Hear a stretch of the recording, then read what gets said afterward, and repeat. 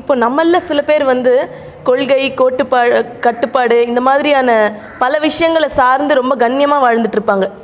ஆனால் அவங்களுக்கு பார்த்தீங்கன்னா வாழ்க்கையில் நிறைய கஷ்டங்களே வந்துட்டு இருக்கும். இதெல்லாம் எதுவுமே எனக்கு கிடையாது அப்படின்னு சுதந்திரமாக எந்த கட்டுப்பாடும் இல்லாமல் வாழ்ந்துட்டு இருப்பாங்க. ஆனால் அவங்க ரொம்ப நிம்மதியாக இருக்கிற மாதிரி இருக்கும். இவங்க ஒரு கட்டுப்பாட்டுக்குள்ளே வந்தானே ஒழுக்கம் வருதுன்னு அர்த்தம். இப்போ நான் உங்களை ஒரு 100 ரூபாய் கேட்கணும், எனக்கு இல்லை. நான் கேட்டேன், நீங்கள் கொடுத்தீங்க. நான் ஏமாத்துறவுன்னாண்டா இன்னொருத்தங்கிட்ட போய் ஒரு 100 ரூபாய் வாங்கிப்பேன், இன்னொருத்தங்கிட்ட போய் ஒரு 100 ரூபாய் வாங்கிப்பேன் இல்லையா? அப்போ எனக்கு கட்டுப்பாடே கிடையாது. நான் ஊரை ஏமாற்றி வாழணுன்ற எண்ணம் எனக்கு. ஆனால் 100 ரூபாய் வாங்கிட்டு ஐயோ 100 ரூபாய் வாங்கிட்டோமே அசிங்கமாச்சே கொடுக்கணுன்னா கட்டுப்பாட்டுக்குள்ளே இருக்கிறவன் கொடுக்க முடியலன்னு என்ன ஆகும்? கஷ்டம்டா வரும். நாணயத்துக்கு எப்பவும் கஷ்டம், அநியாயத்துக்கு கஷ்டமே இல்லை. அதனால் கடவுள் வழிபாட்டில் போகிறவன் நாணயமாக போக பழகணும். ஒருத்தனுக்கு 10 ரூபா தரோன்னா கொடுத்துடணும். 10 ரூபா தரேன்னு 10 நாளைக்கு ஏமாற்றக்கூடாது. இப்போ நம்ம பில்டிங் வேலை செய்தாங்க. இப்போ உங்ககிட்ட பேசினே போய் 2 லட்ச ரூபா கையில் கொடுத்துட்டு வந்துட்டேன். ஏன்? அவன் வேலை செய்யிட்டு பசியோடு போகக்கூடாது, வயிறு எரிஞ்சு போகக்கூடாது. அதுதான் கடவுள் வழிபாடு. எவன் வயிறு எரிஞ்சா நான் என் வீட்டில் பணங்குதுன்றான் கடவுள் வழிபாட்டில் இருக்கிறவங்கள கல்லன்னு அவனுக்கு பேர். சொல்லுமா. சிறப்பு. சுவாமி, இந்த திருமண முறைகள் இருக்குல்ல, இப்போ வந்து ரொம்ப ஆடம்பரமா இருக்கு. பெண்களை பெற்றவங்க வந்து ரொம்ப சிரமப்படுறாங்க. ஸோ இந்த மாதிரி திருமண முறைகள் வந்து இவ்வளோ ஆடம்பரமா நடக்க வேண்டியது தேவைன்னு நினைக்கிறீங்களா? இது எங்கள் பசங்களை பார்த்தீங்கன்னா எல்லாம் ஐயர் பசங்க மாதிரி இருப்பாங்க. நான் இருந்த வீட்டாண்ட பக்கத்தில் சொல்லுவாங்க, உனக்கு என்னன்னா குறை ஐயர் பிள்ளைங்க மாதிரி வச்சுக்கிற, எவ்வளோ கேட்டாலும் கொடுப்பாங்க அப்படின்ட்டு சொல்லுவாங்க. ஆனால் நான் 2 பிள்ளைங்களை கல்யாணம் பண்ணும்போது எந்த பொண்ணு வீட்டுக்காரையும் 10 பைசா கேட்கல. ஏன் கேட்கலன்னா, இன்றைக்கி நம்ம பிள்ளைக்கு ஒரு பொண்ணை கட்டுறோம். இது பெரியவங்க செய்கிற தவறு, பிள்ளைங்க செய்கிற தவறு இல்லை. இது தாய் தகப்பன் செய்கிற தவறு. இதை திருத்திக்கணும். இப்போ ஒரு பொண்ணு பார்க்க போகிற உன் பிள்ளைக்கு பொண்ணு பார்த்தா பொண்ணு நல்ல பொண்ணா, நல்ல குணமுள்ள பொண்ணா, அதை பார்த்து கட்டணும். அதை பார்க்கறது இல்லை. எத்தனை சவரம் போடுவேன், கார் வாங்கி கொடுப்பியா? 100 சவரம் போட்டால் உனக்கு 1/4 சவரம் கொடுப்பாங்களா? சொல்லு, கொடுக்கறதே இல்லை. இதெல்லாம் போட்ட உடனே பொண்ணு சொல்லுது, கல்யாணம் ஆனவுடனே ஏதோ புள்ள பெற்றது நீ தானே கல்யாணம் பண்ணோம். இன்னொருத்தனை போய் கல்யாணம் பண்ணுன்னா அவனுக்கு பிறந்தது இந்த புள்ள. இதை யோசிக்க வேணாவா? யோசிக்கிறதே கிடையாது.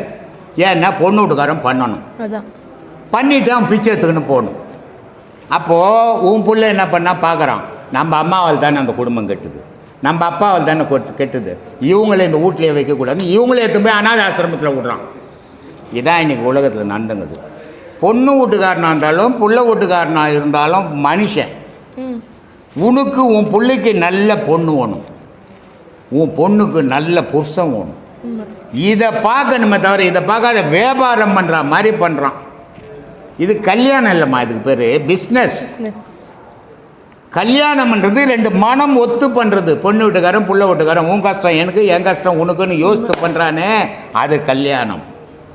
இந்த ஆடம்பரம் பண்ணுறது வியாபாரம். அதனால் துன்பங்கள் அவங்களுக்கு தான் வரும். வசதிக்கிறவன் தப்பிச்சுப்பான், ஏழ்மையாகிறவன் என்ன ஆவான்? தூக்கு போட்டு சாவான். அப்போ அந்த பாவம் யாருக்கு வரும்? உனக்கு தானே வரும். இதெல்லாம் யோசித்து நடக்கணுமா? இன்னொருத்தர் அதான் சொல்கிறேனே, நல்ல கடவுள் வழிபாட்டில் போகிறவன் இன்னொருத்தனை துன்புறுத்த மாட்டான். எப்பவுமே அவன் துன்பப்பட விரும்ப மாட்டான். கடவுள் வழிபாடு இல்லாமல் வேஷம் கட்டிக்கணும், யார் துன்பப்பட்டாலும் பரவாயில்ல, நான் சுகமாக இருக்கணும்னு நினைக்கிறவன் தான் செய்வான் அந்த வேலை. அது மாதிரி செய்யக்கூடாது, நான் அதை விரும்புறதில்லை. நல்லது சுவாமி. இப்போ வந்து சிறு பிள்ளைகள் வந்து பெற்றோர்கள்கிட்ட இருக்கிற நேரம் போக நிறையா நேரம் வந்து பள்ளிகளில் இருக்காங்க, ஆசிரியர்கள் கூட இருக்காங்க. சரி. ஸோ அந்த ஆசிரியர்கள் வந்து அந்த பிள்ளைகளை வந்து நல்வழிப்படுத்துறதுக்காக எந்த மாதிரியான வழிமுறைகளை கையாளலாம்? அடித்து திருத்துறதுங்கிறது சரியான முறையா? கரெக்டான முறை. எப்படி சுவாமி? ஆமாம். இப்போ நிறைய பேர் என்ன பண்ணுறாங்கன்னா, பள்ளிகளில் ஒரு மாணவன் 100 மாணவன் இருக்கிறான். சரி. 50 மாணவன் நல்லா படிக்கிறான், சரி, தானாகவே படிக்கிறான், யாரும் சொல்லிவிடல. டீச்சரோ வாத்தியாரோ என்ன சொன்னாங்களோ அதை பார்த்து படிக்கிறான். 50 மாணவருக்கு படிப்பு வரல. சரி. அப்போ அந்த டீச்சரோ வாத்தியாரோ என்ன பண்ணுறாங்க, அந்த பையனை கூப்பிட்டு ஒரு அடி அடித்தா பயந்து படிப்பான் அப்படின்றதுக்காக அடிக்கிறாங்க. உடனே இந்த பெற்றவங்க என்ன பண்ணிடுறாங்க, என் பிள்ளைய எப்படி அடிக்கலாம்னு ஸ்கூல் அனுப்பிடுறாங்க. இதனால் டீச்சர் வாத்தியார்லாம் இப்போ என்ன பண்ணிட்டாங்கன்னா, அது படித்தா நமக்கு என்ன, படிக்கலைன்னா நமக்கு என்ன, நம்ம ஏன் ஊரில் கெட்ட பேர் எடுத்துன்னு கேட்குறது கிடையாது. வந்தியா அர்த்தம் போய் நேர் வீட்டுக்கு. அப்புறம் ஆசிரியர் சரியாக சொல்லிக் கொடுக்கலன்னு எப்படி சொல்ல முடியும்? முன்காலத்துலலாம் என்ன பண்ணுவாங்கன்னா, ஒரு வார்த்தை சொல்லுவாங்க, ஸ்கூலில் எட்டன் போய் பையனை சேர்க்கும் போது சொல்லுவாங்க, சாமி கண்ணு 2 விட்டுருங்க, உரிச்சிடுங்க. அப்படி இருக்கும்போது படிப்பு நல்லா வந்தது. வாதியார்னா ஒரு பயம் இருந்தது, ஆசிரியர்னா ஒரு பயம் இருக்கணும், குருன்னா ஒரு பயம் இருக்கணும், தாய் தகப்பன்னா ஒரு பயம் இருக்கணும். இதையெல்லாம் இருந்தால் அந்த மாணவர்கள் சரியாக படிப்பாங்க. இதெல்லாம் இல்லாத அளவு தாய் தகப்பனை இப்போ ஆக்கிடுறாங்க. என் பிள்ளைய நீ எப்படி அடிக்கலாம், ஏன் ஸ்கூலில் போட்டா வீட்லேயே வச்சு சொல்லிக் கொடு. இதெல்லாம் தவறான இதுமா. அவனுக்கு தொழில் அது. நல்லா படிக்கிறவனெல்லாம் கூப்பிட்டு அடிக்க மாட்டான். ஸ்கூலில் இருக்கிற 10 பேரையும் அடிக்க மாட்டான். யார் படிக்கலையோ அவனை கண்டிப்பான். அது அவன் தொழில். நீ அதுக்கு இடையூறாக போகும்போது உன் புள்ள தான் மக்கா போகுமே தவிர அவனுக்கு ஒன்றும் அதனால தப்பு இல்லை, அவனுக்கு பாதிப்பு இல்லை. உன் புள்ள படிக்கவே படிக்காது, திட்டு சர்டிஃபிகேட் தான் வாங்கணும். அதனால் அடிக்கிறது தான் கரெக்டு. ஒரு ஆசிரியர்னால் அவனை கண்டாவே மாணவர்கள் பயப்படணும். பயந்தால் தான் படிப்பான். யாருக்கிட்டும் தாய் தகப்பன்னா பயப்படணும். பயந்தால் தான் அந்த புள்ள ஒழுக்கமாக வாழும். பயம் இல்லாமல் சோசியல்னுட்டு வளர்த்தா அந்த புள்ள கெட்டு குட்டிச்சவராக போயிடுமா. இது என்னுடைய அனுபவம். சிறப்பு சிறப்பு சுவாமி. இப்போ உயிர் பிரியிற தருணத்தில் ஒருத்தருங்க இருக்காங்க, சரி, அவங்கள நம்ம சந்திக்க போகிறோம். சரி, அவங்களுக்கு என்ன கொண்டு போகலாம், இல்லை கடைசியாக அவங்க கிட்ட என்ன வார்த்தை சொன்னால் சிறப்பாக இருக்கும்? அவங்களுக்கு தான் உயிர் பிரிய போகுது, எங்கேருந்து பேச இல்லை என்ன சந்தோஷப்படுத்துகிற மாதிரி என்ன ஒரு சந்தோஷமும் படுத்த முடியாதும்மா. சில பேர் ஒரு உயிர் பிரிய போகுது, அவங்களுக்கு 4 பிள்ளைங்க இருப்பாங்க, ஓகே, 4 மருமகளுங்க இருப்பாங்க, 3 பேர் அங்கே இருப்பாங்க, அவங்க எல்லாம் பால் ஊற்றுவாங்க, உயிர் போகாது. ஆமாம், அது இழுத்துக்கினே இருக்கும். ஆமாம், எங்கேயோ இருக்கிற ஒரு புள்ள வருவான், பால் ஊற்றணுன்னு போட்டுன்னு உயிர் போயிடும். அப்போது அங்கே இருக்கிற 3 பேருக்கு வருத்தம். நான்லாம் உயிர் சாவறதுக்கு எவ்வளோ சந்தோஷம் பாரு மனுஷனுக்கு. நான் பால் ஊற்றின சாகலையே, அவன் வந்து பால் ஊற்றின பிறகு தானே உயிர் போச்சு. அப்போ அவங்க மேலே தானே ஆசை இருக்குது அப்படின்னு இவங்களுக்குள்ள சண்டை வரும். ஆனால் இது இல்லை காரணம். அந்த சாக போகிறவன் நம்ம புள்ள 3 இங்கே இருக்குது, இன்னும் 1 இல்லையேன்னு காத்திருக்குது. அந்த 1 வந்த ஒன்று அது மறைஞ்சி போகுது, 4 ஒன்றா ஆயிடுச்சுன்ட்டு. ஆனால் இவங்களுக்கு அது இல்லை பிரச்சனை. நான் வந்தா ஊத்தனை போலியே, நீ வந்த சாகிறதுக்கு அவ்வளோ சந்தோஷம் உங்களுக்கு. சாக போகிறவனுக்குன்னா 2 பேர்கல்ல உண்டு வாங்கி போய் துண்ணு போகிறான், பால் தான் ஊற்ற போகிறோம். அதனால் சாக போகிறவனை பார்க்கணுன்னா பால் தான் வாங்கிட்டு போகணுமா. அதனால தான் சொன்னார், முன்னை இட்ட தீ முப்புறத்திலே, பின்னை இட்ட தீ தென்னிலங்கிலே, அன்னை இட்ட தீ அடி வயிற்றிலே, யானம் இட்ட தீ மூழ்க மூழ்கவே. எல்லாரும் பால் ஊற்ற வாங்கப்பா, என் தாய் செத்து போச்சுன்னார் பட்டினத்தார். சிறப்பு. அது மாதிரி வாழ்க்கையிலம்மா மரண தருவாயில் ஒரு தாயும் தகப்பன் சந்தோஷமாக இருக்கணும், அந்த சாக போகிறவங்க யாராக இருந்தாலும். ஆனால் அந்த மரண தருவாயில் முன்னெல்லாம், இப்போ உலகம் கெட்டு போச்சு, அதனால் இப்படி ஏப்பா அந்த ஃபேன்லாம் போடுங்களேப்பா. முன்னெல்லாம் ஒருத்தர் இறக்க போகிறாங்க, நல்லா தெரியும், அவங்க பக்கத்தில் உட்காந்து ராமாயணம் படிப்பாங்க. ஆமாம் ஆமாம். இறக்க போகிறாங்க, நல்லா தெரியும், பக்கத்தில் உட்காந்து மகாபாரதம் படிப்பாங்க. ஏன் இதெல்லாம் படிக்கணும்? அவன் தான் இதை படித்தா அவன் உயிராக இழந்துக்க போகிறான். ஒன்று இழந்துக்க போகிறது, சாகரம் தான். அப்படி இருந்து சாகரவனுக்கு ஏன் படிக்கணும் அப்படின்னா, அவனுடைய நினைவு அந்த கடவுள் மேலே வரணும். உயிர் பிரியும் போது அவனுடைய நினைப்பு கடவுள் மேலே வந்துடணும். சொத்து மேலே, சுகம் மேலே, சொந்த மேலே அதெல்லாம் இருக்கக்கூடாது. இருந்தால் அவன் மறுபிரிவில் ரொம்ப துன்பப்படுவான். கடவுள் மேலே இருந்துச்சுன்னா அவன் அடுத்த பிரிவு எடுத்தோடனே அவன் நல்ல பக்தனாக இருப்பான், சிறப்பான வாழ்க்கை வாழ்வான். அதனால் அந்த மரண உயிர் பிரிகிற காலத்தில் அந்த நினைவை உண்டாக்குறதுக்கு இதெல்லாம் படித்தாங்க. இப்போல்லாம் அது இல்லை. அங்கே சாவ போகிற நேரத்துலேயே சொத்துக்கு உள்ள கத்தி எடுத்துன்னு வெட்டிக்கிறான் வெளியே, அப்புறம் சாவர எங்கே நிம்மதியாக சாவுவான். இப்படி ஆகிப்போச்சுமா உலகம். சிறப்பு சிறப்பு. சுவாமி, இப்போ வந்து ஒருத்தரோட மரணம், இப்போ மரணத்தை பற்றி பேசிகிட்டு இருக்கிறதுனால ஒருத்தரோட மரணம் வந்து ரொம்ப பாதிப்பு உண்டாக்கும். அதுவும் நம்மளோட நெருங்கிய ஒருத்தரோட மரணம்னா அது ரொம்ப பாதிப்பு உண்டாக்கும். அதுலேயும் ரொம்ப முக்கியமானது வந்து நம்மளோட தாய் தந்தையரை இழக்கிறது. ஸோ அந்த வழியிலேருந்து வெளியில் வர்றது வந்து ரொம்ப பெரிய கடினமான விஷயம். ஸோ அதுலேருந்து எப்படி வெளியில் வரலாம், அதுக்கான முயற்சிகள் என்ன செய்யலாம்? யாருமே தாய் தந்தையர் இறந்தாங்கன்னுட்டு கல்யாணம் ஆன பிறகு வருத்தப்படுறதா எனக்கு தெரியலம்மா. கல்யாணம் ஆகிறதுக்கு முன்னாடி அந்த பிள்ளைங்க தாய் தந்தை இழந்தது உலகத்தையும் இழந்த மாதிரி நினைப்பாங்க. ஓ. ஏன்னா தாய் தந்தை போயிட்டா அவங்களுக்கு நல்வழிப்பட்ட ஆள் கிடையாது. அதனால் அந்த கல்யாணம் ஆகிறதுக்கு முன்னாடி அந்த தாய் தந்தை தான் உலகமாக நினச்சி வாழ்ந்தாங்க. அப்படிப்பட்ட தாய் தந்தை இழக்கும் போது இவங்க மனம் தாங்காது. ஆனால் கல்யாணம் ஆகி போச்சுன்னா சாதாரணமாக பக்கத்து வீட்டுக்காரன் வர மாதிரி கூட கொஞ்சம் துக்கம் இருக்கும். ஏன்னா இவங்கள கணவங்கிறானே, இவருக்கு தான் மனைவி இருக்கிறாள். எந்த தாயாவது எந்த தந்தையாவது செத்து கணவன் பிள்ளைங்க செத்துக்கிறாங்களா? எந்த பிள்ளைங்களாவது செத்து தாய் தகப்பன் செத்துக்கிறாங்களா? ஆனால் ஒரு மனைவி செத்தா கணவன் சாவுவான், கணவன் செத்தா மனைவி சாவுவான். அப்போது பற்று எங்கே இருக்குது? கனவு மேலேயும் மனைவி மேலேங்குது, தாய் மேலே தகப்பு மேலே இல்லை. எல்லாரும் மாதிரி தான் அது. ஆனால் இந்த கல்யாணம் ஆகலைன்னா அதிகமான பாதிப்புகள் இருக்கும். ஏன்னா அவங்க இருந்தால் தான் இவங்களுக்கு ஒரு வழி கிடைக்கும். அவங்க இல்லைன்னா இனிமேல் யார் செய்வாங்கன்னு தெரியாது. அதனால் அதிகமான துக்கம், அந்த துக்கத்துலேருந்து வெளியே வர்றது ரொம்ப கடினம். ஆனால் கல்யாணம் ஆகி போச்சுன்னா அந்த துக்கம்லாம் ஒன்றும் பெருசாக தெரியாது. எங்கள் வீட்டுக்காரர் சொன்னாருங்க, போயிட்டு வர சொன்னாருங்க இல்லையா? எங்கள் சம்சாரம் சொன்னாங்க போன்னுட்டு, இல்லைன்னா அவங்க சொல்ல நான் வந்திருக்க மாட்டேன். அந்த மாதிரி உலகம் இது அப்படி ஆயிடுச்சு. அதனால் கல்யாணம் ஆகிற வரைக்கும் தாய் தந்தையினுடைய இழப்பு வந்து பெருசுமா. கல்யாணம் ஆகி போச்சுன்னா அது ஒரு பெரிய விஷயமா தெரியாது, மற்றது தான் பெரிய விஷயம். எப்பவுமே ஒரு தாய் சோறு இல்லாதக்கிறான், ஒரு தகப்பன் சோறு இல்லாதக்கிறான். எந்த புள்ளையாவது போய் ஊட்டுறானா தாய்க்கு? எந்த பொண்ணாவது போய் தகப்பன்னு ஊட்டுதா? ஆனால் தான் பெற்ற குழந்தை பாரு, ஒரு நாளைக்கு ஜுரம் பண்ணால் வச்சுன்னு ஊட்டிங்க அடுப்பாங்க. இது எப்படின்னா, அதை தான் சொன்னேன்ல காலையில், கொளுத்தி விட்ட விளக்க எல்லாரும் கும்பிட்டுங்கிறான், கீழே போட்ட குச்சியை ஞானி கும்பிட்டுங்கிறான்னுட்டு, அதுதான் கதை. சரி சரி சரி. இயற்கையாகவே இறைநிலையோடு தொடர்பு கொண்டவர்களுக்கு யோகம், ஞானம், கர்ம, பக்தி முறைகள் தேவைதானா? தேவையில்லை. தேவையில்லை. ஏன் தேவையில்லை? ஏன் தேவையில்லைன்னா, அவன் ஒரு பிறவியில் அந்த இறைநிலையை பெறல. அவன் பல பிறவிகள் அந்த இறைவனோட மல்லு கட்டி இந்த பிறவியில் இறைவனுடைய தொடர்போடு இருக்கிறான். அவனுக்கு யோகமும் தேவையில்லை, பக்தியும் தேவையில்லை, எதுவுமே தேவையில்லை. அவனுக்கும் இறைவனுக்கும் லிங்க் இருக்குது. ஃபோன் வச்சுக்கிறான், பேசிக்கிறான் கலைவர்கிட்ட. கலைவரை எப்படி தலைவர, எனக்கு நிலைமை எப்படி இருக்குது, சரி நான் இப்படி பண்ணுறேன் அப்படின்னு கடவுள் சொல்கிறாரு. ஆனால் ஃபோனே இல்லாதவன் என்ன பண்ணுவான்? தொடர்பே கொள்ள முடியாது. அப்போது கடவுளுடைய தொடர்பு வச்சுக்கணும், ஃபோன் வச்சுக்கிறான் மாதிரின்னு வச்சுக்கோ. அவனுக்கு வந்து எதுவும் செய்ய தேவையில்லை. ஏன்னா அவன் இதையெல்லாம் செய்தது எதுக்காகனா அந்த கடவுளை அடையிறதுக்கு தான். அதை அடைஞ்ச பிறகு அவனுக்கு இங்கே என்ன இருக்குது? இப்போ நான் எந்த கோயிலில் போய் சாமி கும்பிட்றதில்லை. ஏன் கும்பிட்றதில்லை? எது கடவுளுன்னு தெரிஞ்சு போச்சு. தெரியாத போது எல்லாத்தையும் கும்பிட்டேன், எல்லா கோயிலுக்கும் போனேன்.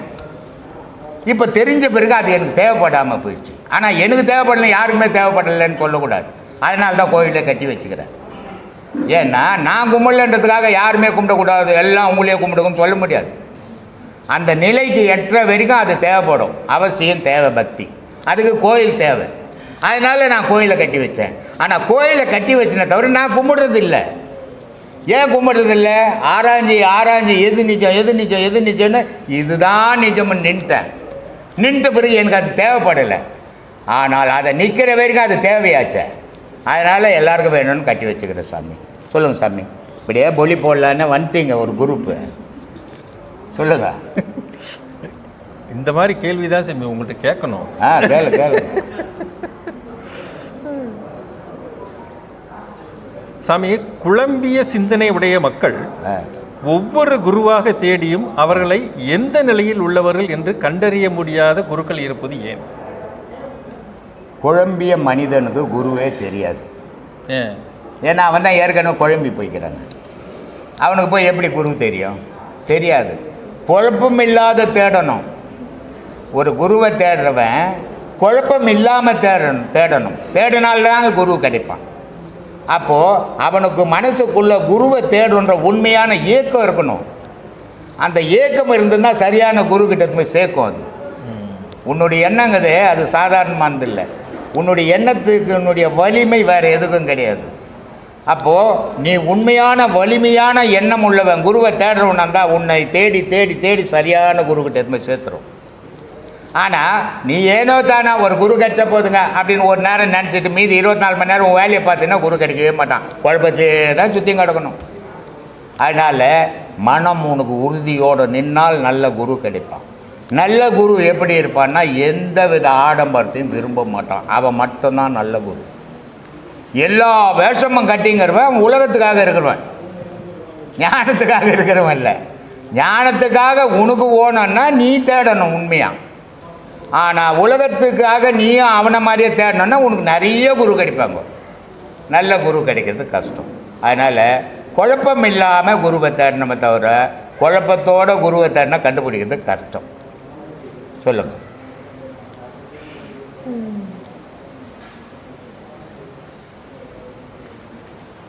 இப்போ இருக்க மனிதர்கள் வந்து தற்காலத்தில் கர்மாவை வந்து உணர முடியல. அவங்க எதன் மூலமாக அதை உணர முடியுமா? உணர்றதுக்கான வழிமுறை இருக்கா? உணர்றதுக்கு வழிமுறையெல்லாம் இருக்குது. ஆனால் அந்த வழிமுறையை அவன் எடுக்கிறது இல்லை. ஏன்னா குரங்கு இருக்குது இல்லை, குரங்கு எதை சொல்ல வேண்டும். அந்த குரங்கு கிட்ட ஒரு சின்ன குட்டி பாம்பு பிடிச்சி ஒரு பொட்டலத்தில் மடித்து அது கையில் கொடுத்துட்டீங்கன்னா அது ஏதோ ஒரு பொட்டலம்னு பிரிச்சிடும். ஆமாம். பிரித்த உடனே பாம்பு இந்த உடனே எட்டி அப்படியே பிடிச்சிக்கும். அது கழுத்தை பிடிச்சிக்கிச்சின்னா பாம்பு செத்து போயிருக்கும். ஆனால் இது போடாது, பயத்தில் போடாது. போடாமல் இந்த பாம்பை பிடிச்சிக்கினே இருந்து எதையுமே சாப்பிட்டா இதுவும் செத்து போயிடும். 2 நாள் விடாது. 2 நாள் 2 மாதம் ஆனால் கூட விடாது. அது அந்த பிடிச்ச பாம்பை பிடிச்சதான். அப்போது இது பிடிச்ச புடியில் பாம்பு செத்து போச்சு. ஆனால் செத்து போச்சுன்னு இதுக்கு தெரியாது. ஆனால் இது அப்படியே பிடிச்சிருந்து இதுவும் ஆகாரம் இல்லாத இதுவும் செத்து போகும். இன்னைய மனுஷன் பாம்பை பிடிச்சா மாதிரி குரங்கு பிடிச்சா மாதிரியே பிடிச்சுன்னு தெரிஞ்சுங்கிறான். அதனால் இவன் எங்கே திருந்துவான் சொல்லுங்க? வாய்ப்பே இல்லையே. சிந்திக்கணும். இருக்கிற மிருகங்கள்லேருந்து எத்தனை ஜீவராசிலையும் நீ அற்புதமான பிறப்பு. உன் பிறப்பே நீ ஆண்டவன் அடையத்துக்காக வந்த பிறப்பு. நீ அதையெல்லாம் மறந்துட்டு ஆசை, பாசம், காமம் இந்த 3க்கு மட்டும் அடிமையாக கிடக்கிறியே. இந்த உலகத்தையே மயக்கி உனக்காக வேணும்னு நினைக்கிறேன். நீ என்ன சாதிக்க போகிற? ஹிட்லரு, அலெக்சாண்டரு உலகம் ஃபுல்லாக ஜெயித்தான். இந்தியாவிலையும் வந்து சாணக்கியம் பீரியடில் தான் நடந்தது இல்லையா சண்டை. ஆனால் அந்த அலெக்சாண்டர் என்ன பண்ணுறான், ஒரு ஆன்மீகவாதி அலெக்சாண்டர் வந்துக்கிறாரு, கூப்பிட்றாருன்னு சொல்கிறான் அப்படின்றான். போய் காவலாளிக்கிட்ட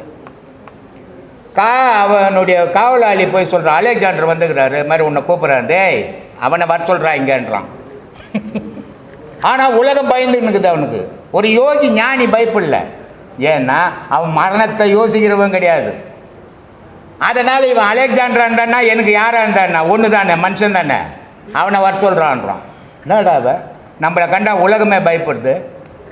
சாதாரண ஒரு காட்டில் உட்காந்துங்கிறவன் என்ன கூப்பிட்றான்னு போய் பார்க்குறான் என்னான்ட்டு. அப்போ சொல்கிறான் அவன், நீ உலகமே உன்னை பயப்படுது, உலகமே நீ ஜெயிச்ச, என்ன எடுத்துன்னு போவ சொல்லுன்னா. ஒன்றே எடுத்து போக முடியாது, நீ போகும்போது அனாதியாக போகணுன்டான்னா. அதே மாதிரி அலெக்சாண்டர் செத்த உடனே அலெக்சாண்டர் சாவத்துக்கு முன்னே சொல்லிட்டான், 2 கையை பாக்ஸுக்கு வெளியே விட்றான்ட்டான். ஒன்றுமில்லை. அப்புறம் நீ என்னடா இங்கே நீ மட்டும் சாதிச்சிட போகிற? இறைவனை எண்ணு, மனசில் அவனை ஏற்று, உன் வாழ்க்கை சந்தோஷமாக இருக்கும். அதை விட்டுட்டு பணம் பணம் பணம் பணம் தேவை வாழ்க்கைக்கு. ஆனால் பணமே வாழ்க்கை ஆகிடக்கூடாது. ஆச்சுன்னா உன் வாழ்க்கையே போயிடும். பாரு, யாரை பிடிச்சின்னு வந்த மகனை அலெக்சாண்டர்லாம் பிடிச்சின்னு வர வேண்டியதாக்குது பாரு. நான் இன்னும் பச்சை மாதிரி. இப்போ நீங்கள் சொன்னீங்க பணம்னு அலைஞ்சு இந்த மாதிரி வீணாக போயிடுறாங்க. ஆமாம். இந்த பணம் அப்படின்னு நினச்சிட்டு வந்து தாய் தந்தையை கூட வந்து கவனிக்க மாட்டேன்றாங்க நிறைய பேர். அவங்கள 100க்கு 90 பேர் கவனிக்கிறது இல்லை. அவங்கள வந்து திருத்தி அவங்கள கொண்டு வர்றதுக்கு ஐயா யாராலே முடியாது.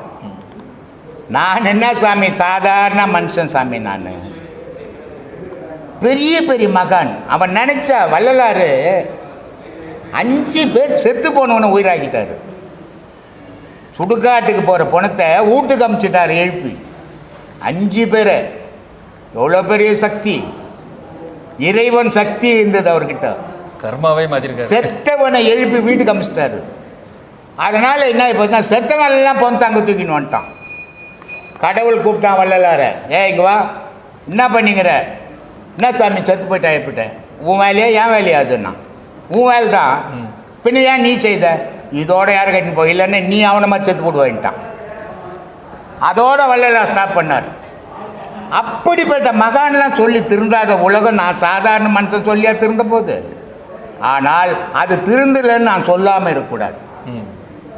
என் கடமை சொல்லிக்கினே இருப்பேன். நீ எடுத்துக்கோ நான் போ, எனக்கு அதை பற்றி கவலையே பட மாட்டேன். நான் நீ என்னை புகழ்ந்தாலும் நான் சந்தோஷப்பட மாட்டேன். நீ என்னை திட்டினாலும் நான் வருத்தப்பட மாட்டேன். ஏன்னா கௌதம் புத்தர் அப்படி தான் சொன்னார் எனக்கு. கௌதம் புத்தர் ஒரு இடத்துலேருந்து ஒரு இடத்துக்கு போகிறாரு. போகும்போது ஒரு கும்பல் சேர்ந்து அவரை கண்ணை அசிங்கமாக திட்டான். அப்படியே அசையாமல் நிற்கிறார். போட்டப்பா போடா அப்படின்னாங்க. யாரை? உலகம் போற்று மகானை. அப்புறம் போயிட்டு ஒரு வாரம் பொறுத்து அதே வழியில் வர்றாரு. திட்டினவெல்லாம் உணர்ந்தான். உணர்ந்து பழம் அது இதெல்லாம் வாங்கிட்டு போய் வச்சு நிற்கிறான். சாமி, புத்தி இல்லாத திட்டோம், உங்களுடைய அருமை பெருமை தெரியாமல் பேசிட்டோம், இந்த பழம்லாம் நீங்கள் எடுத்துக்கணும்னு. அப்போ தான் அவர் பேசினார். அப்போ சொன்னார், அன்றைக்கி திட்டினியப்பா, அது எதையுமே நான் எடுக்கலை, நீயே தான் எடுத்து போனேன். இன்றைக்கி வாங்கின்னு வந்துக்கிறப்பார், இதையே நான் எடுக்க மாட்டேன், இதையே நீயே எடுத்துன்னு போனார். அது மாதிரி நான் பேசுறத பேசினே இருப்பேன். நீ என்னை புகழ்ந்தாலும் நான் சந்தோஷப்பட மாட்டேன், நீ என்னை திட்டினாலும் சந்தோஷப்பட மாட்டேன். ஏன்னா என் கொள்கை சொல்ல வேண்டியது, அதை தான் செய்துன்னுக்கிறேன் சாமி.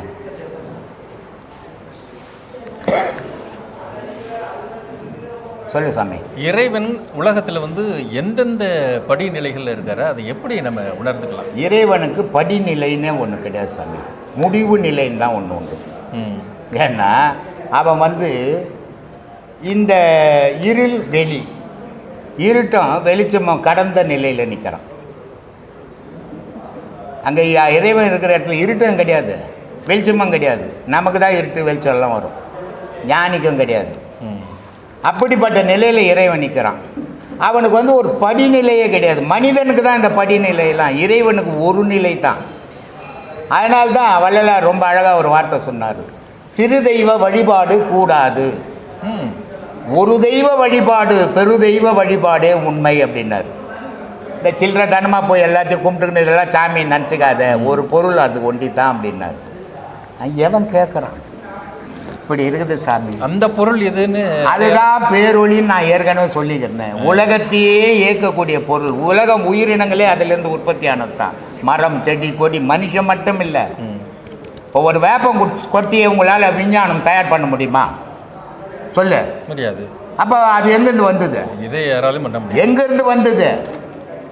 ஒரு ரத்தத்தை கூட ரெடி பண்ணிடலாம், ஆனால் ஒரு துளி விந்துவை ரெடி பண்ண முடியுமா? முடியாது. இறைவன் தந்தது. இறைவன்கிட்ட வந்த பொருள் எல்லாமே உற்பத்தி பொருள் தான். அது ஒன்றுலேருந்து ஒன்று தோன்றிக்கினே இருக்குது, மறையிறதே கிடையாது. நான் சிக்கிம் போயிருந்தேன். சிக்கிமில் நான் கண்ணு கட்டின தூரம் தேடுறேன், எங்கன்னா அரச மரம் இருக்குமா வேப்ப மரமானு, ஒரு மரமும் இல்லை. வேறு வேறு மரங்கள் இருக்குது, ஆனால் இந்த 2 மரம் மட்டும் என் கண்ணில் கிடைக்கல. அப்போது ஒவ்வொரு மண்ணுக்கு ஏற்ற மாதிரி இறைவன் தூவி இருக்கிறான். அந்தந்த மண்ணுக்கு ஏற்ற மாதிரி உயிரினங்கள் உற்பத்தி ஆகிப்போச்சு, அதில் எல்லாம் அடங்கும். அதனால் இறைவனுக்கு படிநிலையே கிடையாது. மனிதனுக்கு தான் 1ஆம் கிளாஸ் 2ஆம் கிளாஸ் 3ஆம் கிளாஸ்னு வச்சுக்கிற மாதிரி உன் நிலையை உயர்த்தணுமே தவிர இறைவன் நிலை உயர்ந்த நிலை.